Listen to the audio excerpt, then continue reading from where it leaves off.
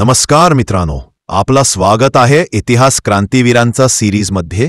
आपण पाहतोय सुमारे 100 वर्षांपूर्वी स्वातंत्र्यपूर्व काळात इंग्रजांच्या दडपशाही विरुद्ध तसेच गावगुंडांच्या अन्यायाविरुद्ध शूरपणे लढलेल्या परंतु इतिहासाने दखल न घेतलेल्या क्षत्रिय बेडर रामोशी समाजातील 2 वीरांची सत्य कहाणी भाग 24 पाहिलेत। आज पाहणार आहोत भाग 25, भारताचे पहिले आद्य क्रांतिकारक राजे उमाजी नायक यांना वंदन करून। भाग 25ला सुरुवात करूया। खाशाबाने त्यांना गावच्या लोहारांकडून हत्यारे व 4 घोडी आणखी विकत घेण्याचा सल्ला दिला। खाशाबाने पूर्वी दिलेल्या 4 घोड्यांची किंमत बाज्याने या दरोड्यातील मिळालेल्या रकमेतून चुकती केली व खाशाबाच्या ताळमीतल्या आपल्या साथीदारांना बरोबर घेऊन त्यांनी तडक त्याच दिवशी दिवस मावळायच्या आत पुकळेवाडी गाठली। आता घोड्यांमुळे त्यांचा प्रवास वेगाने होत होता। दिवस मावळतीला गेल्यावर ते सर्वजण सोन्या धनगराच्या खोपटीत आल। सोन्या घरात लोकर पोत्यात भरीत होता।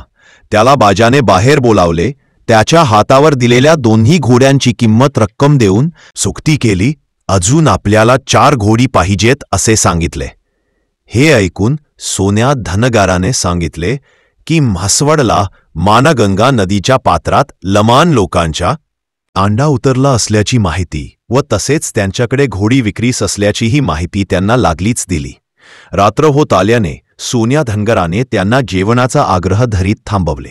जेवण करून त्यांनी गावाशेजारच्या ज्योतिबाच्या देवळात मुक्काम केला व दिवस उजाडताच आम्ही दोघे म्हसवडला जाणार असून तुम्ही हिवरवाडीला मळ्यात जावा असे साठीदारांना सांगून बाज्या व बैजा म्हसवडला घोडे विकत आणण्यासाठी रवाना झाले। सोबत चांदवडी रुपये घेऊन म्हसवडजवळ मानगंगा नदीच्या पात्रात पालन ठोकून थांबलेल्या लमाण्यांच्या म्होरक्याला त्यांनी गाठले व त्यांच्याशी घासाघीस करून 5 उमदी घोडी चांदवडी रुपये देऊन विकत घेतली व लागलीच दिवसा घोडी ताब्यात घेऊन नदीच्या कडेच्या जांभरीच्या झाडाला बांधली। नंतर बैजाला घोड्यांना राखणीला ठेवून बाज्या एकताच म्हसवडच्या अलीकडे धामणी हे त्याचे आजोळाचे गाव होते त्या गावात आला। गावात येताच आणखी 4 तरणी पोरं बरोबर घेऊन तो दिवस मावळण्याच्या टाइमात म्हसवडला मानगंगा नदीच्या पात्रात झाडाला बांधलेल्या घोड्याजवळ येऊन थांबला। घोड्याच्या राखणीस थांबलेल्या बैजास बोलावून त्यांनी धामणीवरून आणलेली भाकरी व खरडा तेथेच बसून यथेच खाल्ला व घोडी सोडून त्या सर्वांनी दिवडाची शीव गाठली व मधल्या रस्त्याने त्यांनी वडजल जवळ केले व वडजलच्या माळावरील जांभळ बेटाच्या रानात त्यांनी ओढ्यात थांबून थोडीशी विश्रांती घेतली। परत घोडी लागलीच कुकुडवाडच्या रस्त्याने धावू लागली। थेट कुकुडवाडच्या मारुतीच्या देवळाच्या पाठीमागील रस्त्यावर येऊन थांबवली। मारुतीच्या देवळाजवळच तालीम होती। बाज्या एकटाच घोड्यावरून उतरून त्या तालमीत शिरला व तालमीत गप्पा मारत बसलेल्या पोरांना जवळ बोलावले व प्रत्येकाच्या हातावर एक चांदवडी रुपया ठेवला व जनावरांना कोंडवाड्यात असताना वेळेवर पाणी व चारा घालून उपकार केला आहे। उपकाराची परतफेड म्हणून हा रुपया दिल्याचे बाज्याने त्या पोरांना सांगितले व त्या रुपयाचा खुराक घेऊन खाण्यास सांगितले व खूप मेहनत करा असेही बजावले व अंधारात आपल्या साथीदारासह आपली घोडी घेऊन त्यांनी कुकुडवाडून थेट हिवरवाडीतील देशमुख मळा गाठला। 1 महिना असाच गेला। त्या काळात त्यांनी मायनीच्या लोहारकडून कुऱ्हाडी व तलवारी विकत घेतल्या। तसेच घोड्यासाठी कातदे लगाम खोगीरसह खरेदी केले। या महिन्यात त्यांनी सामानाची जमावाजमत केली। दसऱ्याचा सण 8 दिवसावर येऊन ठेपलेला होता। वेश बदलून बाज्या बैजा कुकुडवाडात येऊन ते रामू लोहाराच्या लाकडाच्या वखारीत बसले असताना त्यांना वखारीत गाडी लाकडांनी भरून नेणाऱ्या माणसांची वर्दळ दिसून आली। त्यावर त्यांनी त्यातील एक गड्ड्यास गाठले व लोक फोडलेली लाकडे भरून का घेऊन जात आहेत अशी विचारणा केल्यावर त्याने गावात का माणसे प्लेगाने मयत झाल्याचे सांगितले। त्या मयतास अग्नी देण्यासाठी गाडीत लाकडे नेत असल्याचे सांगितले। बाज्या व बैजा दोघेही बातमीने चांगलेच हादरले व त्यांनी तिथे जादा वेळ न थांबता थेट हिवरवाडी गाठली व वस्तीक येऊन त्यांनी श्रीपतीच्या व दाजीच्या कानावर ही बातमी घातली। गार या प्लेगाच्या साठीने बराच फैलाव घातला असल्याने उग्र रूप धारण केले होते। मयत झालेलं न सरपण पुरेनासे झाल्याने एका मोठ्या खड्ड्यात एकदम प्रेते पुरण्यास सुरुवात केली। गावोगावी माणसांच्या पाखेत गोळा येवो म्हातारी कोतारी व तरणी बायका पोरे सुद्धा दम तोडू लागली. सगळ्या मुलुखात प्लेग फैलावत असल्याचे बांजाचे कानावर येत होते. 15 दिवस असेच गेल. एके दिवशी कडेढोणवरून निरोप घेऊन एक जण बाज्याकडे घाई गडबडी आला व त्याने खाशाबा वस्ताद प्लेगाने मयत झाल्याची खबर बाज्या सांगितली. आता ही खबर ऐकून बाज्या व बेजा दोघेही आधार गेल्याने जड अंतकरणान वस्तीवर मुकाट्याने बसून राहिले. त्यांना काही सुचत नव्हते. साठीच्या काळात डोंगर वस्ती सोडून गावातील वस्तीवर जाणे भोक्याचे होते. गावात प्लेगाची लागण कोळास होईल याची शाश्वती नव्हती. एका मयतास पोच करण्यास गेलेली माणसे माघारी येसपर्यंत मयताचे खांदेकड्यापैकी कोणाचे तरी काखेत प्लेगाचा गोळा हाताला लागून तो एका दिवसात मसवट्याची वाट धरू लागला. त्यामुळे माणसे मयतास खांदा देण्यास टाळाटाळ करू लागली. गाव खाली करून व रानात वस्ती करून राहण्याबाबत गावात दवंडी झाल्याने लोकांनी काळजीने आपापली घरे टाळे लावून बंद केली व आपल्या सोयीने गाव सोडून रानात वस्त्या केल्या. बाज्या बैजा एक दिवस खिंड ओलांडून कुकुडवाडला आले व वेताळबाच्या मैदानातील सोंदरीच्या झाडाच्या पारावर येऊन बसले होते. त्यांना तिथे वाण्याकडून घोड्यासाठी खुराक म्हणून हरभरे हवे होते म्हणून ते कुकुडवाडला आले होते. तेव्हा त्यांना गावच्या पोलीस पाटील म्हणजे सखाराम पाटील हे प्लेगने वारला असल्याचे समजले. ही बातमी समजताच बाज्या व बैजा तडक हिवरवाडीला गेले. ही बातमी श्रीपती व दाजीच्या कानावर घातली. श्रीपती व दाजी ही बातमी ऐकून निर्धास्त झाले. आता खिंडीला केव्हाही जाऊन आपली रानन पिकवून खाऊया असे त्या दोघांना मनापासून वाटू लागले.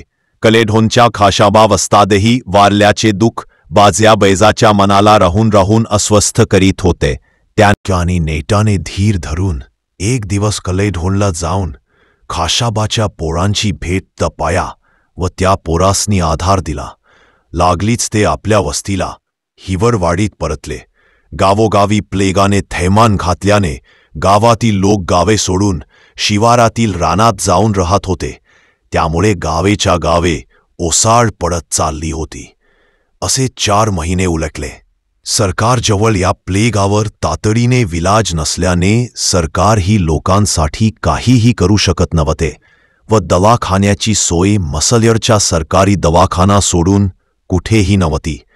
या भयंकर प्लेगाच्या साथीत लोकांकडे खर्चा पाण्याची गरज भासू लागल्याने गोरगरिबांच्या जमिनी, लोकांची वचनपत्र व प्रॉमिसरी नोटच्या आधारे सावकार हडपू लागले.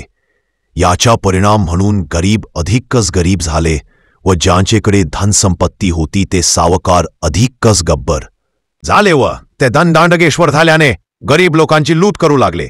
भरीस हवार म्हणून अन्याय देखील करू लागले. खाशाबा वस्तादाला दिलेल्या वचनाची बाजा बैजाला राहून राहून आठवण होत होती. त्यांनी त्या वचनाप्रमाणे मासुरण्याच्या पंत इनामदार सावकाराकडे आपला मोर्चा वळवण्याचा बेत निश्चित केला व असा पुढे करण्याचे ठरविले.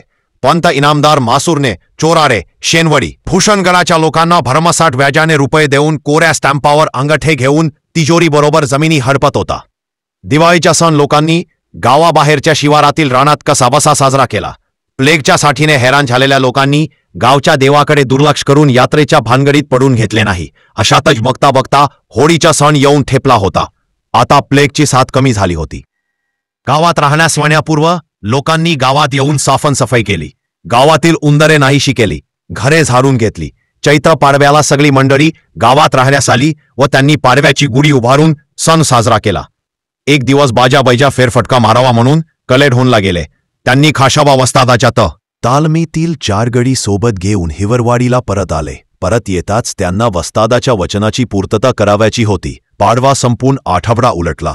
बाजा बैजाने भूषणगडाच्या पायथ्याशी असलेल्या नायकाच्या वस्तीवर येऊन आपला मुक्काम ठोकला. दुसऱ्याच दिवशी बाजाने धनगराच्या वेशात महासूरने गाव गाठले व त्याने इनामदार पताकडे व्याजाने रक्कम मागण्याच्या निमित्ताने पंतांच्या वाड्यात प्रवेश केला.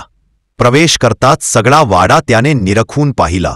पंताही त्यावेळी वाड्यात नसल्याने काही मागणी न करता वाड्याकडील रस्त्याचा पुरा अंदाज घेऊन तो भूषणगडाला परत आला. महासूरने गावात मध्यावर मारुतीचे व भैरवनाथाचे देऊळ होते. तेथून पेठेने पूर्वेकडे गेल्यावर महादेवाचे मंदिर थोड्याच अंतरावर होते.